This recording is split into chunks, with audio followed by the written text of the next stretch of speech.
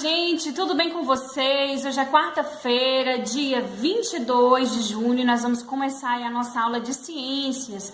Nós estamos falando aí sobre teia, sobre cadeia alimentar, sobre os fluxos de energia. E para a gente começar a nossa aula bem, né, a gente vai começar fazendo a correção da atividade da aula passada, que trata exatamente sobre esses assuntos. E aí você aproveita já para ir revisando, para ir relembrando o que a gente viu e ir corrigindo a sua atividade, tá certo? Então pega o seu material e vamos aí para nossa correção. Já vai pegando aí sua ficha de atividade e abrindo na página 91 para a gente dar início à nossa correção. Primeira questão, marque um X na alternativa correta. Em uma teia alimentar, os consumidores podem ocupar diferentes níveis tróficos, dependendo da cadeia alimentar analisada. Mas os seres autótrofos sempre ocupam o nível dos: letra A, decompositores, letra B, produtores, letra C, consumidores primários, letra D, consumidores secundários, letra E, consumidores terciários. Então, é evidente, né, que são seres produtores, já que eles não precisam aí de outro ser vivo para se alimentar, porque eles mesmos produzem o seu próprio alimento.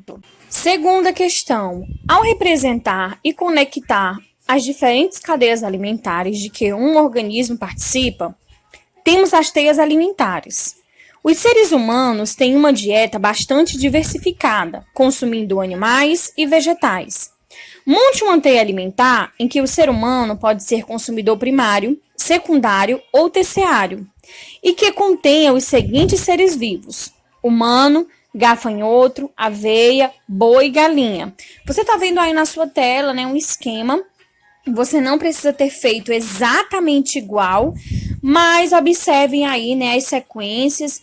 Veja aí que a aveia está servindo de alimento para o humano, o boi e a galinha. E aí a gente forma uma teia, né, onde o ser humano ele consegue ser consumidor primário, secundário e terciário.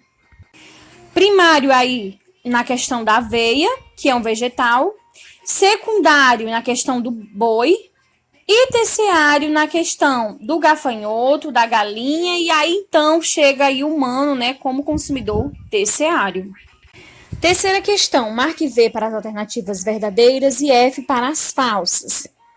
As relações alimentares de um ser vivo normalmente são mais complexas do que as mostradas em uma única cadeia alimentar? Verdadeiro. As teias alimentares são a maneira mais simplificada de representar a relação alimentar de alguns animais? Falso. Na nossa próxima página 92, quando representamos várias cadeias alimentares que se conectam, temos as pirâmides tróficas? Falso. Pirâmides são usadas para representar a quantidade de energia nos níveis tróficos de uma cadeia alimentar, pois a energia é sempre maior na base e menor no topo de uma cadeia alimentar? Verdadeiro.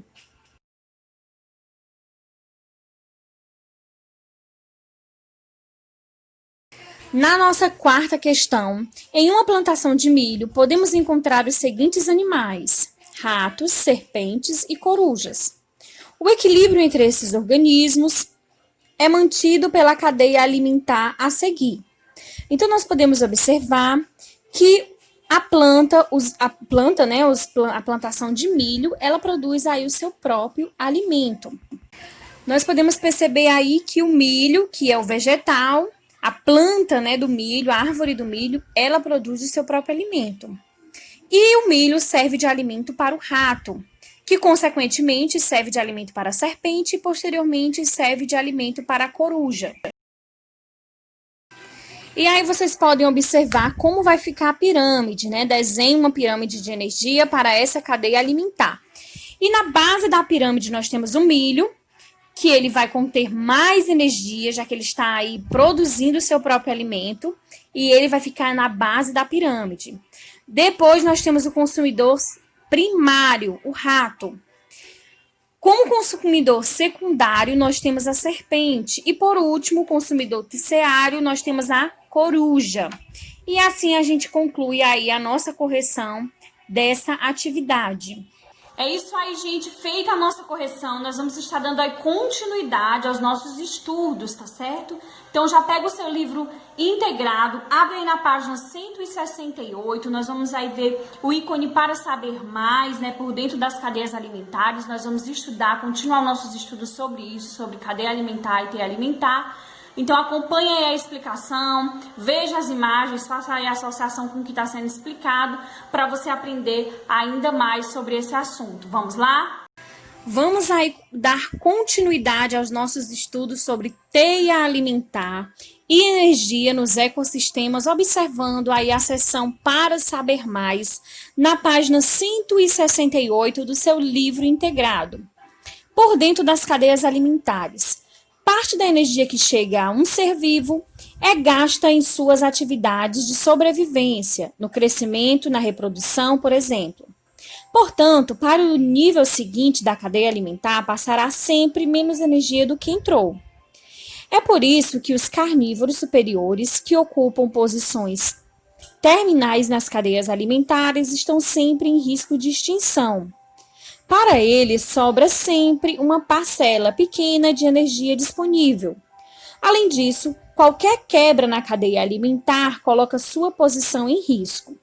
E aí nós podemos observar nessa mesma página a seção com a lupa na mão, onde a gente pode observar a seguinte cadeia alimentar. O capim, que serve de alimento para a anta, e a anta, que vai servir de alimento para a onça. Na letra A, pesquise em fontes confiáveis informações corretas para preencher o quadro a seguir. Então, aí nesse quadro, nós temos os organismos, que é a anta e a onça pintada. Nós temos os níveis tróficos na cadeia alimentar. Então, você vai observar quem é o consumidor primário, quem é o consumidor secundário, se ele é carnívoro, se ele é herbívoro. Massa corporal, você vai pesquisar mais ou menos quanto pesa, né, em quilogramas a anta e também a onça. E do que a anta se alimenta e também a onça, né? E na penúltima parte da tabela a gente vai ver a alimentação. E por último, quantidade de alimentos que ela consome durante o dia. Você vai observar quantos quilos precisa, né, de alimento precisa para alimentar uma anta e também uma onça. Na letra B, vocês irão usar essas informações apresentadas nas imagens e vão montar uma pirâmide com os organismos dessa cadeia alimentar, indicando a quantidade de organismos que devem estar em cada nível trófico. Então, vocês vão observar aí quem está na base da pirâmide, quem vem logo depois e quem fica aí no topo da pirâmide. E agora você vai colocar aí o seu livro na página 170 e nós vamos ver aí o ícone oralidade. Você sabia que os organismos parasitas também participam de teias alimentares? Será que eles interferem nela? Acompanhe aí o texto, né, da seção para saber mais, aí onde tem a imagem desse leão, e vamos aprender um pouco mais sobre esses parasitas, né, esses seres, esses organismos que também estão aí nas teias alimentares. Onde será que eles se encaixam? Será que eles interferem no equilíbrio das teias alimentares, do ecossistema? Vamos saber mais lendo aí o texto. Uma cadeia alimentar tradicional é formada por produtores, consumidores e decompositores. Entre os consumidores, temos vários níveis, dependendo do tamanho da cadeia, culminando no chamado predador de topo. Classicamente, esse nível trófico é considerado o último nível da cadeia trófica, no qual os organismos apenas predam e não são predados. Temos como exemplo tradicional desse nível o grande predador africano, o leão. Parasitas, vírus, bactérias, protozoários e fungos são organismos muito pequenos, mas podem ter grande importância nas cadeias e teias tróficas. O nosso clássico predador de topo da África pode apresentar mais de 30 espécies de vermes parasitas em seu corpo, além de bactérias, vírus e protozoários.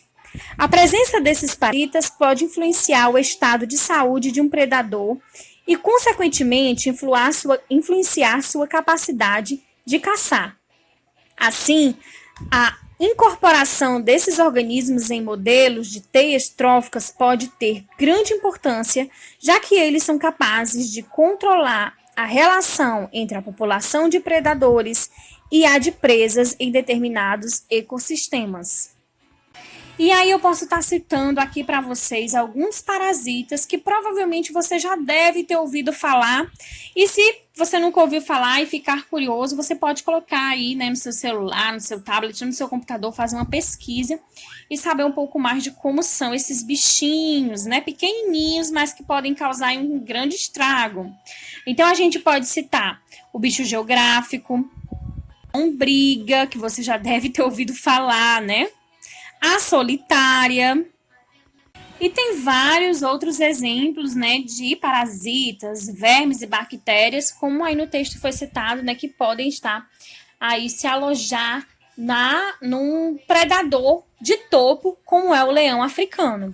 Para atividade de casa, vocês irão realizar a páginas 172 e 173 do livro integrado. Aí na primeira questão, vocês vão ler essas frases aí, completar, e depois que você completar, descobrir aí qual palavra completa cada uma delas, você vai colocar aí no lugar certinho na cruzadinha. Na segunda questão, você vai ler essas frases e vai marcar aí qual delas está correta em relação aos decompositores. Na terceira questão, você vai analisar essa pirâmide trófica de energia e responder as questões a seguir. Letra A. Qual é o nível de maior energia? Letra B. Qual é o nível de menor energia? Letra C. Por que a diferença de energia entre os níveis tróficos? Então, a gente acabou de estudar, né, sobre esse assunto. Se você ainda tiver dúvida, dá uma pesquisada no seu livro para você conseguir responder aí essas questões corretamente. E na quarta questão, você vai relacionar a primeira coluna com a segunda coluna. Na primeira, nós temos cadeia alimentar, herbívoros, carnívoros, decompositores, produtores e heterotróficos. Então, você vai aí ler cada uma dessas frases e ver em qual delas, cada uma desses nomes, né, que a gente, termos utilizados, vão se encaixar corretamente. Isso aí, gente, eu espero que vocês tenham aprendido bastante sobre esse assunto, sobre teia alimentar, cadeia alimentar, o fluxo de energia, tá certo? Qualquer dúvida, releia de novo os capítulos, pesquise, estude, aprofunde os seus conhecimentos sobre o assunto, tá certo? Para você aprender cada vez mais. Eu vou estar deixando aqui no final do vídeo a agenda de vocês, anotem, realizem as atividades, e é isso, gente, um beijão, até a nossa próxima aula. Tchau, tchau!